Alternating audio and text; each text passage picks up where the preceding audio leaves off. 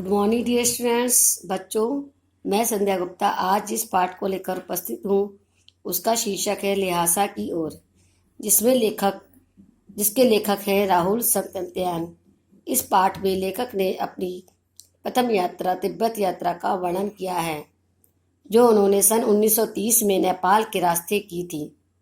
तिब्बत की राजधानी ल्हासा की ओर जाने वाले दुर्गम रास्तों का वर्णन राहुल जी ने बहुत ही रोचक शैली में अपने इस पाठ में किया है।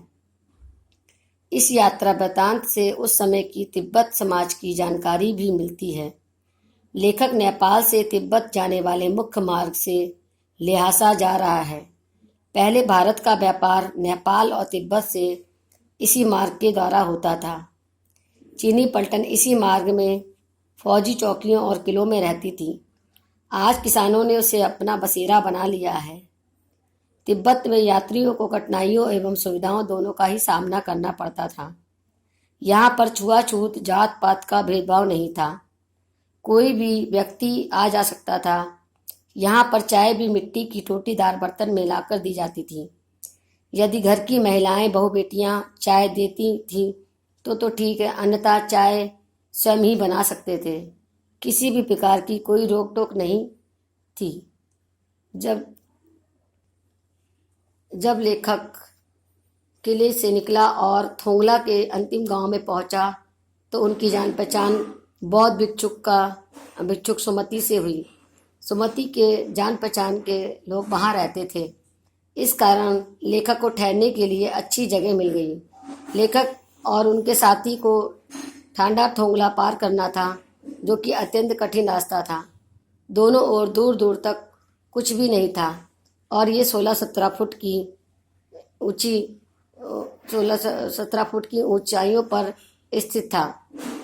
डाकुओं के रहने की सुरक्षित जगह थी।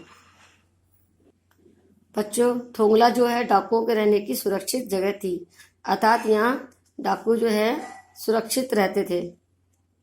यहाँ पर डाकू जो है लोगों का सामान जो है चुराकर उनकी हत्या कर देते थे। अतः यहाँ पर लेखक और सुमति भीख मांगने लगे, जिससे वह डाकुओं से बच सके। पहाड़ों की ऊंचाइयों को देखकर लेखक ने सुमति से घोड़ों का इंतजाम करने के लिए कहा। घोड़ों पर सवार होकर वे चलने लगे और दोपहर होते होते वे डांडे पहुंच गए। दक्षिण की तरफ पूर्व से लेकर पश्चिम हिमालय से ढकी चोटियां थी तो दूसरी ओर बर्फ थी। दूसरी ओर बर्फ थी, ना ही हरियाली। उतरते समय लेखक घोड़े पर मस्ती से चला आ रहा था और इसका परिणाम ये हुआ कि वह गलत रास्ते पर चला गया। फिर रास्ते में किसी से पूछकर सही रास्ते पर आ गया। देर से पहुंचने के कारण सुमति लेखक पर नाराज हुआ, किंतु कारण बतलाने पर शांत हो गया। लंकोर में उन्हें ठहरने के लिए अच्छी जगह मिल गई। यहाँ पर उन्होंने चाय, सत्तू और गर्मा गर्म थुक्पा खाया। बच्चों, थुक्पा जो होता है वह सत्तू या चावल का तरल पदार्थ होता है, जिसे लोग थुक्पा कहते हैं। इसके बाद वे तिंगरी के पहाड़ों से घिरे हुए मैदान पहुंच जाते हैं, जहाँ एक छोटी सी पहाड़ी है जिसे तिंगरी समाधिगिरी के नाम से जाना जाता है। यहाँ के गांव में सुमति के अनेक यजमान थे। सुमति कपड़ों की पतली पतली चिरी पत्तियों के गंडे यजमानों को बांटते थे। लेखक ने सुमति को आसपास के गांवों में जाने से रोका। तिब्बत की जमीन जागीरदारों में बटी थी। जागीरदार किसानों से खेती करवाते हैं। इन जागीरदारों की जागीरों की काफी भाग मठों के हाथ में है। जो भी भिक्षुक इनके यहाँ आते हैं उनको राजा के समान आदर देते हैं, अर्थात भिक्षुकों को राजा के समान आदर प्राप्त होता है। सुमति और लेखक शंकर विहार की ओर चल पड़े। सुमति और लेखक एक बहुत ही भद्र पुरुष से मिले। वहाँ के